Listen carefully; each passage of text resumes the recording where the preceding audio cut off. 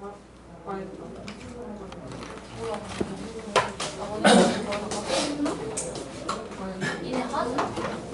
우리 수 원했는데. 자, 우리 경우의 수 중학교 2학년 때 했어. 2학년 2학기 때 경우의 수랑 확률까지 했었어. 사실 중학교 2학년 때 그 말로만 순열 조합을 안 부르고 기호만 P랑 C를 안 썼지. 중2 때도 했던 내용 그대로야. 에다가 이제 추가된 게 고등학교 때 나오지. 일단 경우의 수부터 일단 용어인데 뭐 그냥 간단히 이렇다 하고 넘어가면 되지. 사건과 경우의 수는 어떤 실험이나 관찰에 의하여 일어나는 결과를 사건이라고 부르고 사건이 일어나는 가지수를 경우의 수라고 한다. 뭐 당연한 이런 용어 설명이고, 즉 한 개의 주사에 던질 때 짝수의 눈이 나오는 경우의 수를 구하면 다음과 같다. 짝수의 눈이 나오는 걸 뭐 어떤 사건이라고 부를 거야. 짝수의 눈이 나오는 사건. 그럼 그 사건이 일어나는 경우의 수가 3이지. 왜냐면 짝수 2, 4, 6이니까. 우리가 경우의 수 문제를 풀 때 주의할 점이 저 밑에 표 밑에 써져 있는 거야. 두 가지를 항상 신경 써야 돼. 첫 번째는 빠짐없이 내가 다 샜는지를 해야 돼. 두 번째는 중복해서 세지 않았나 점검해야 돼. 이 두 가지를 항상 체크하고 답을 써야 되는 거야. 사실 간단한 문제는 그냥 바로 답이 나오겠지만 좀 더 복잡하고 여러 번 계산이 들어간 문제는 반드시 저 두 가지를 꼭 체크해야 돼. 첫 번째, 빠짐없이 내가 다 센 건지. 두 번째, 보통 경우를 나눠서 내가 다 셀 건데 경우를 나눠서 빠짐없이 다 셌는지 보고, 근데 그 경우들 안에 중복되는 경우가 발생할 수도 있어. 중복된 게 있진 않았는지 꼭 점검을 해야 돼. 이 두 가지를 체크해야 정확한 답이 나오는 거야. 그래서 사실 경우의 수가 어려워. 그리고 경우의 수는 문제를 내가 잘 풀었는지 맞게 풀었는지 확신을 갖기가 힘들어. 다른 단원 같은 경우는 내가 문제 풀다가 나 이거 절대 못 푼다, 틀렸다 라는 게 확신이 들지만 경우의 수는 그게 좀 애매해. 내가 세기는 센 거 같은데 이게 내가 맞게 샜는지 빠진 게 없는지 중복해서 샜는지 헷갈려. 그런 점이 어려워. 2번 합의 법칙이라는 어려운 말을 썼지만 사실 별거 아니야. 별거 아니지만 합의 법칙과 곱의 법칙을 구별을 잘 해야 돼. 우리가 문제를 풀다 보면은 한 문제 안에 더해야 될 상황도 나오고 곱해야 될 상황도 동시에 나와. 근데 언제 더하고 언제 곱할지를 그때그때 빠르게 내가 구별해서 잘 계산을 해야 돼. 그걸 이제 구별하는 방법을 우리 각자 잘 자기 나름대로 숙지를 해야 되는데, 먼저 2번 합의 법칙. 합의 법칙의 개념은 두 사건 A, B가 동시에 일어나지 않을 때 더한다는 거야. 동시에 일어난다, 일어나지 않는다가 무슨 의미일까? 저 동시라는 말이 정말 그 1분 1초 그 시간이 완전히 동시에를 말하는 게 아니야. 사건 A와 B를 내가 연달아서 다 할 수 있냐, 둘 중에 하나만 할 수 있냐, 이런 의미인 거야. 동시의 의미가 시간상의 동시에가 아니라 내가 다 할 수 있냐, 가능하냐, 가능 불가능의 그 영역인 거야. 저 두 사건 A, B를 내가 모두 다 할 수 없을 때, 모두 다 하는 게 불가능할 때 A랑 B를 더하는 거. 일단 그 정도로 생각을 해두고, 바로 이제 곱의 법칙이랑 비교할 거니까 곱의 법칙도 일단 그 용어 설명을 보면 우리가 언제 곱하느냐, 두 사건 A와 B가 동시에 또는 연이어 일어나는 경우를 우리가 곱할 거야. 아까 얘기했어. 동시에 하는 게 정말 1분 1초 시간상 동시에가 아니라 내가 둘 다 하는 게 가능하냐 불가능하냐의 영역인 거야. 일단 그러면 둘 다 하는 게 불가능하면 합의 법칙이지. 동시가 아니니까 더하고, 둘 다 하는 게 가능하면 일단 곱하면 돼. 근데 우리가 좀 더 정확히 구별할 수 있는 방법이 뭐가 있냐면은, 우리가 하나의 문제를 풀 때 더하고 곱하고 계산을 동시에 다 해야 될 때가 있어. 이제 그때 바로 구별할 수 있는 방법이 뭐냐면, 합의 법칙은 결국 내가 문제를 해결하기 위한 방법들인 거야. 내가 문제를 해결하기 위한 첫 번째 방법, 두 번째 방법, 세 번째 방법, 이렇게 나왔을 때 걔네들을 더하는 거야. 그 다음 곱할 때는 언제 곱하냐면 내가 문제를 해결하기 위한 단계들일 때, 1단계를 거치고 그리고 2단계도 거치고 3단계도 거치고 이런 단계 과정일 때는 곱해야 돼. 가 무슨 말이냐면, 예를 들어 우리가 실제 문제에서도 이제 그 길찾기라 그래야 되나? 아니면은 뭐 경로에 대한 문제가 나올 텐데, A라는 지점, B라는 지점, C라는 지점이 있어. A에서 B까지 가는 길이 뭐 예를 들어 4개가 있어. 4개. 그 다음 B에서 C까지 가는 길이 뭐 3개가 있어. 그 다음 A에서 C까지 가는 길이 뭐 2개가 있어. 그럼 어떤 사람이 A에서 C까지 가는 경우의 수를 구해라. 이제 이런 계산을 할 때 우리가 어떻게 해야 될까? 사실 이건 너무 간단한 거지만 우리가 언제 더하고 언제 곱하는지 그걸 구별하기 위한 연습용으로 볼 거야. 그럼 A에서 C까지 가는 그 방법의 수를 어떻게 쓸까? 첫 번째, A에서 B를 거쳐서 C까지 갈 때. 두 번째, A에서 C로 바로 갈 때. B를 안 거치고 갈 때. 첫 번째, A에서 B로 가는 거는 길이 4개 있으니까 경우의 수 4일 거야. B에서 C로 가는 건 길이 3개 있으니까 경우의 수 3일 거야. 이따 고민하고, A에서 C로 바로 가는 거, B를 안 거치고 바로 가는 건 길이 2개니까 2일 거야. 그럼 4랑 3은 여기 더해야 될까, 곱해야 될까? 왜? 그러면 12랑 2는 더해야 될까, 곱해야 될까? 더해. 왜? 아래가 4개가 넘으니까. 왜 더했다고? 왜 더한 거야? 아유, x 개 아니나. 그러니까 이거를 본인 스스로 구별할 수 있는 정확한 근거가 자기 나름대로 있으면 돼. 언제 더하고 언제 곱하는지. 이거 감으로 가면 안 돼. 그냥 곱해야 될 것 같으니까 곱하고, 왠지 뭐 더해야 될 것 같으니까 더하고 이러면 나중에 틀리는 거야. 확실히 아까 하는 건데 내가 쓰는 방법은 아까 말했듯이 내가 문제를 해결하기 위한 방법들일 때는 더해야 돼. 문제를 해결하기 위한 첫 번째 방법이 B를 거치는 방법. 두 번째 방법이 B를 안 거치는 방법. 이 방법들은 더하는 거야. 근데 문제를 해결하기 위한 단계, 과정일 때는 곱해야 돼. A에서 B를 한 번 건너고 잇따라서 연이어서 B에서 C를 건너야 돼. 둘 중에 하나만 해서는 우리가 원하는 결과가 나오는 게 아니지. 둘 다 해야 우리가 원하는 A에서 C까지 가는 결과가 나오는 거야. 그럴 때 곱하는 거, 단계별로. 1단계 하고 2단계 거쳐야 되니까. 이제 나는 이렇게 구별을 하는데 이제 각자의 자기 나름대로 구별할 수 있는 방법이 명확히 있어야 돼. 언제 더할 것이고 언제 곱할 것인지.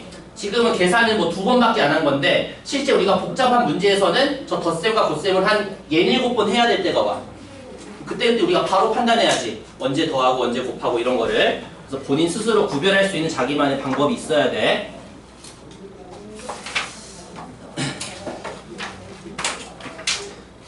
다음 페이지 이제 몇 가지 특별한 유형에 대한 문제 푸는 방법들인데 4번에 있는 거 이 색칠하는 방법의 수, 우리 지도 문제라고 보는데 색칠하는 방법의 수는 예를 들어 오른쪽 저런 그림처럼 저 그림에서 색칠하는 방법인데 내가 아무렇게나 칠하면 안 돼. 왜 아무렇게나 칠하면 안 될까? 저 예시 그대로 보자면은 일단 A 왼쪽에 있고 E가 오른쪽에 있고 밑에 D가 있고 위에 BC가 있네. 책에서 든 예시 그대로 아무렇게나 나는 그냥 알파벳 순서대로 한 게 아니네. A, B, E, D, C. 자기 맘대로 막 아무렇게나 왔다 갔다 칠했어. 이러면 뭐가 문제일까? 먼저 A를 먼저 칠해. 내가 5가지의 색깔로 얘를 칠한다고 했을 때 5가지 색을 이용해서 내가 이 도형의 영역에 색칠을 할 거야. 그럼 먼저 A에 칠할 수 있는 방법의 수는 5개겠지. 그 다음 B에 칠할 거야. 우리 인접한 영역은 다른 색을 칠한다는 조건의 문제니까 B에 칠할 수 있는 것은 A에서 내가 어떤 색을 칠했을 거야. 그럼 그 색깔 하나 제외한 나머지 4개 중에 골라야 되니까 B에다가 칠할 수 있는 방법이 4일 거야. 그 다음 이제 E는 일단 지금 A, B만 칠했어. 그럼 E는 내가 아무렇게나 칠하면 되니까 곱하기 5를 할 거야. 그 다음 D는 A랑 다른 색 해야 되네. B랑 다른 색 해야 되네. 그 다음 E랑 다른 색깔 해야 돼. 결국 B가 할 수 있는 것은 색깔 3개 제외한 3개 라고 하면 틀리는 거지. 왜 틀릴까? 이 순서대로 했을 때 색깔 3개 P에서 E라고 했을 때 왜 틀렸을까? 다시 A에 여기서 내가 2가지 색깔이라고 했다는 것은 A랑 다른 색깔하고 이거 하나 P하고 B랑 다른 색깔 하나 P하고 E랑 다른 색깔 하나 P하고 그래서 색깔 3개 제외해서 2개라고 쓴 건데 이거 잘못된 거야. 왜 잘못된 걸까?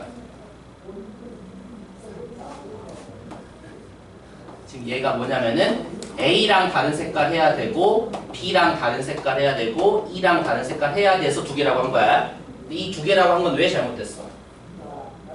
인접한 용어가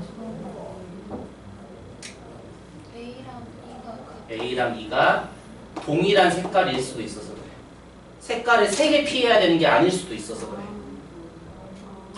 귀엽구나. 그래서 내가 내 맘대로 왔다 갔다 색칠하면 절대로 안 되는 거야. 이런 것 때문에 틀려. 그래서 무조건 이런 문제 푸는 방법은 어떻게 풀어야 되냐면은 3개도 정리가 잘 되어 있는데 1단계 인접한 영역의 개수가 가장 많은 영역을 먼저 칠해야 돼. 그럼 예시로 저 그림이라면 어떤 부분을 먼저 칠해야 되겠어? 사실 뭐 상관없어. A는 인접한 거 2개 있지. B는 3개, C는 3개, D는 4개 있네. D 먼저 칠할 거야. 그럼. D를 제일 먼저 칠하는 게 좋아.